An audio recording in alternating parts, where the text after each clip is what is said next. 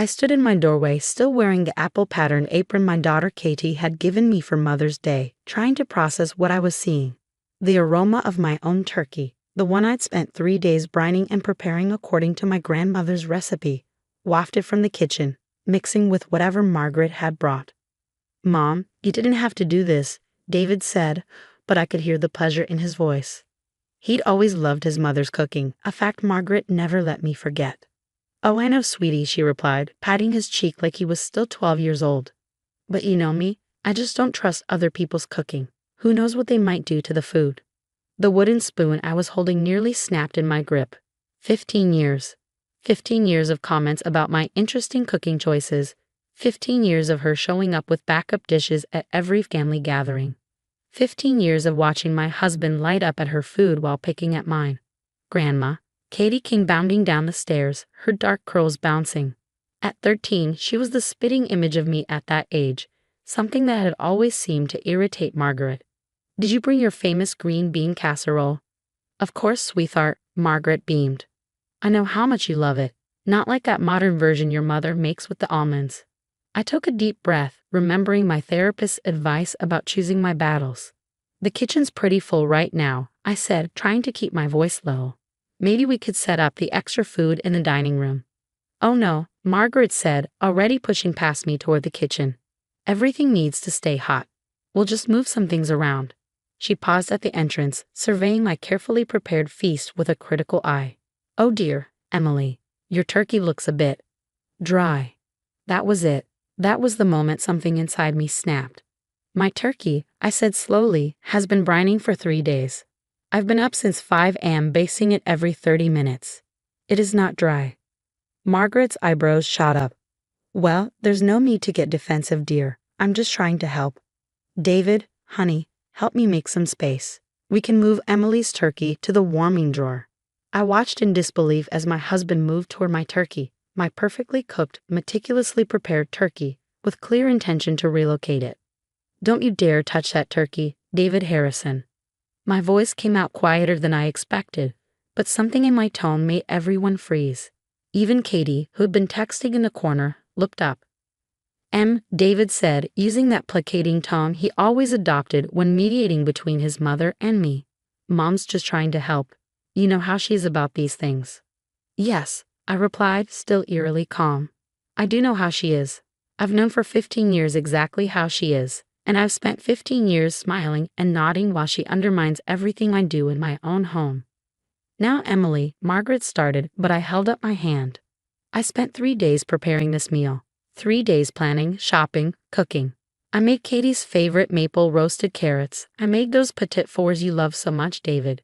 I even made that specific cranberry sauce your mother always talks about, Margaret.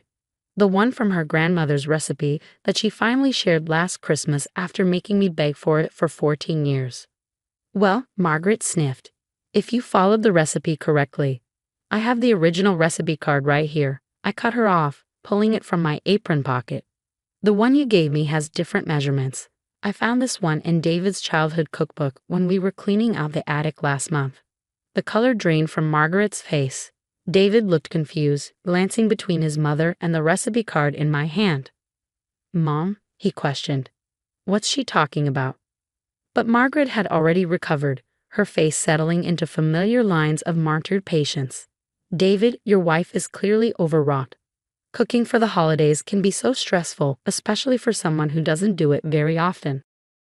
"I cook every single day," I said, my voice starting to shake. "I pack Katie's lunches. I make your favorite lasagna every Sunday, David. I even catered your brother's engagement party last month, Margaret. Or did you forget the surprisingly edible appetizers everyone kept complimenting?" "Emily." David stepped toward me, his face showing growing annoyance. "You're overreacting. Mom was just trying to be helpful. You know how important family traditions are to her." I looked at my husband of 15 years, really looked at him. He stood there in our kitchen, next to his mother, both of them ready to shove my carefully prepared meal aside for hers. Behind them, Katie watched with wide eyes, her phone forgotten in her hand.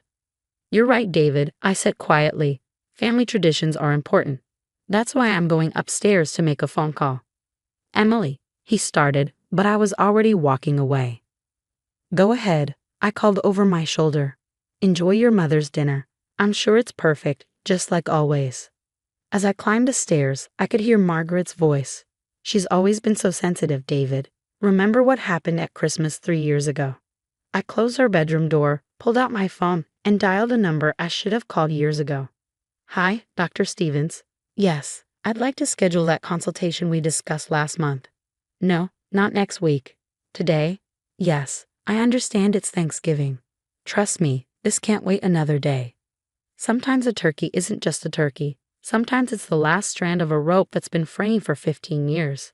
And sometimes walking away is the only way to finally be heard. Dr. Stevens' office was one of the few places open on Thanksgiving evening. As I sat in her familiar gray armchair, I could hear the distant sound of holiday football games from the waiting room TV. The consultation had taken exactly 47 minutes, just long enough for my husband to leave 6 voicemails and my mother-in-law to send 13 text messages.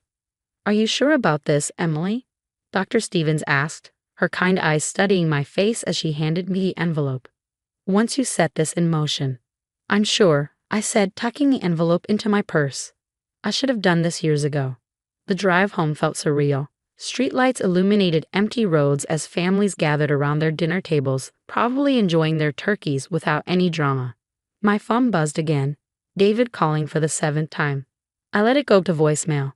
When I pulled into our driveway, I noticed Margaret's car was gone. Bob's too. Good.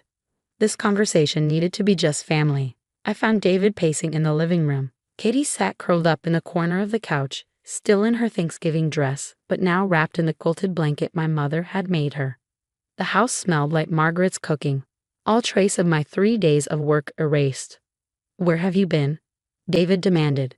Mom was upset. She left. On Thanksgiving. How could you embarrass her like that? I set my purse down carefully, taking my time. Katie, sweetheart, could you go up to your room for a few minutes? Dad and I need to talk. Katie looked between us, concern etched on her young face. Are you getting divorced? The question hung in the air like smoke. David's face paled. No, honey, I said softly. But some things need to change. I'll come up soon and we can talk, okay? After Katie disappeared upstairs, I turned to my husband. He stood there in his holiday sweater, the one his mother bought him, of course, looking simultaneously angry and uncertain. I met with Dr. Stevens today, I began. Our marriage counselor? On Thanksgiving? David's voice rose. Emily, this is ridiculous. All this because Mom brought some extra food. I pulled out the envelope. No, David. Not because of extra food. Because of this. Inside were copies of every email, text message, and social media post I'd documented over the past 5 years. Margaret's helpful comments about my parenting. Her subtle digs about my cooking, my clothes, my career. The time she told Katie that some women just aren't natural mothers. The Christmas she announced to the entire family that she was so brave for accepting a daughter-in-law who wasn't quite what she'd hoped for. I've been seeing Dr. Stevens privately for 6 months, I explained, watching his face as he flipped through the pages. She helped me see that what's been happening isn't normal. It's a pattern of emotional abuse. Abuse? David looked up sharply. That's crazy. Mom loves you.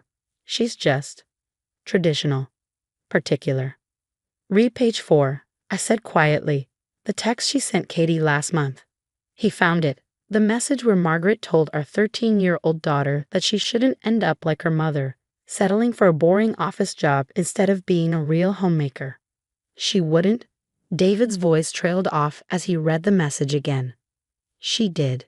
And you've been enabling it. Every time you defend her, every time you tell me I'm overreacting, you help her tear me down, piece by piece. David sank onto the couch, still holding the papers. I didn't know. You didn't want to know, I corrected gently. It was easier to keep the peace, to let your mother have her way. But I can't do it anymore, David. Not just for me, but for Katie. I won't let her grow up thinking this is what love looks like. What are you saying?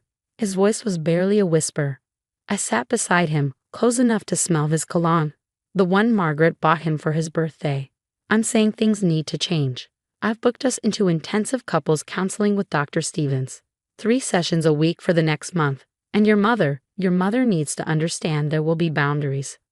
Or, or I'll take Katie and move into the condo my company keeps for visiting executives. I've already arranged it with my boss. David's head snapped up. You'd leave. To save our marriage, yes. To protect our daughter, in a heartbeat. The silence stretched between us, filled with 15 years of unspoken words. Finally, David reached for his phone. I need to call Mom, he said. My heart sank. Some patterns really never change. Tell her what you need to, I said, standing up. I'll be upstairs with our daughter. But David surprised me. I'm not calling to apologize, he said quietly. I'm calling to tell her things are going to change.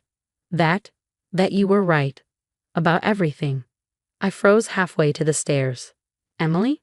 His voice cracked slightly. I'm sorry. I'm so sorry I didn't see it sooner. I turned back to look at my husband, seeing for the first time in years the man I've fallen in love with, the one who existed before his mother's influence had overwhelmed our lives. Prove it, I said simply. He nodded, then pressed dial. As I climbed the stairs to talk to Katie, I heard him say words I never thought I'd hear. Mom, we need to talk about how you treat my wife. No, I'm not calling to smooth things over. Things are going to be different from now on. Very different. I found Katie sitting on her bed, hugging her old stuffed penguin. Is everything okay? She asked. I sat beside her, pulling her close. Not yet, honey, but I think it might be soon. Downstairs, I could hear David's voice growing stronger as he finally stood up to his mother. Sometimes the biggest turkeys aren't the ones we cook. 1 month can change everything. December brought more than just holiday decorations to our house. It brought a shift I never thought possible. The intensive counseling sessions with Dr. Stevens weren't easy. There were tears, arguments, and moments when I thought we'd never bridge the gap. But David surprised me. He didn't miss a single session, even rescheduling important client meetings to make it work. I keep thinking about that recipe card, he said during our final session, 2 days before Christmas. The one Mom deliberately changed when she gave it to you. All these years, I thought you just couldn't replicate her cooking. I never considered she might be sabotaging you. Dr. Stevens nodded encouragingly. And how does that make you feel, David? Angry, he admitted, his hand finding mine on the couch between us. Not just at Mom, but at myself. I was so focused on keeping the peace that I missed what was happening to my own family. Margaret, predictably, didn't take the new boundaries well.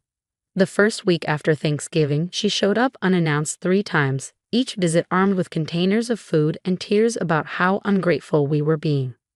But you can't come in, Mom, David said firmly that 3rd time, standing in our doorway while she clutched a casserole dish. We told you, visits need to be planned in advance now. And we're having family dinner. Just the 3 of us. Family dinner? She scoffed, peering past him into the house. With her cooking? David, honey, you don't have to punish yourself to prove a point. I waited for David to cave, to let her in just this once. Instead, he straightened his shoulders. My wife is an excellent cook, Mom. The only reason I ever thought otherwise was because you convinced me to doubt her. That stops now. Goodbye.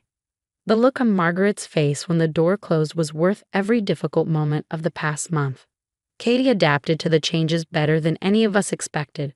One evening, I found her deleting dozens of old text messages from her grandmother. I should have told you what Grandma was saying about you, she said, looking up from her phone with tears in her eyes. I'm sorry, Mom. I pulled her into a hug. None of this was your responsibility, sweetheart. You're the child. You should never have been put in that position. The real test came at Christmas.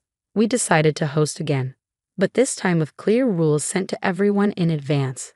Margaret and Bob would be welcome, but there would be no surprise dishes, no criticisms disguised as help, and no undermining comments. And if she can't follow those rules? Katie asked as we decorated the tree. Then she'll leave, David answered before I could, hanging a handmade ornament from Katie's kindergarten days. Christmas is about family, but family means respecting each other. Margaret arrived exactly on time on Christmas Day, looking uncomfortable but determined. Bob gave me an apologetic smile as they entered. He'd always been the quiet witness to his wife's behavior. I brought wine, Margaret said stiffly, holding out a bottle instead of her usual arsenal of food. Just wine. As requested. Thank you, I said, accepting both the bottle and the small olive branch it represented. Dinner will be ready in about an hour. We all watched in tense silence as Margaret took her first bite of my honey-glazed ham. Her fork paused halfway to her mouth, eyes widening slightly. "This is," she started, and I felt David tense beside me. "This is absolutely delicious, Emily. Would you share the recipe?" The silence around the table broke as Katie giggled, probably remembering the great recipe card incident. I smiled, serving more roasted vegetables onto Bob's plate. "Of course," I said, "and I promise to give you the correct measurements." Margaret had the grace to blush. Later, as we cleaned up in the kitchen, Margaret lingered behind while David and Bob took Katie to see the neighborhood Christmas lights. "I've been seeing someone too," she said abruptly, washing a dish with more focus than necessary. "A therapist, I mean. She's helping me understand some things about control and boundaries." I nearly dropped the glass I was drying. That's good, Margaret." "I may never be the mother-in-law you deserve," she continued, her voice wavering slightly. "But I'd like to try to be better. For David. For Katie. For you too." It wasn't a perfect apology, but for Margaret, it was seismic. That night, after everyone had left and Katie was in bed playing with her new video games, David and I sat on the couch, admiring our Christmas tree. "Thank you," he said softly, pulling me closer. "For what?" "For not giving up. For making that call on Thanksgiving. For giving me a chance to fix things." I thought about the past month, the hard conversations, the tears, the slow rebuilding of trust. We fixed things together. I corrected him. "Next Thanksgiving," he said with a small smile, "let's just order pizza." I laughed, snuggling deeper into his embrace. "Deal, but I'm choosing the toppings." Sometimes the best family traditions are the new ones we create together. And sometimes the perfect meal isn't about the food at all. It's about finally being heard, respected, and loved for exactly who you are. Even if you put almonds in your green bean casserole,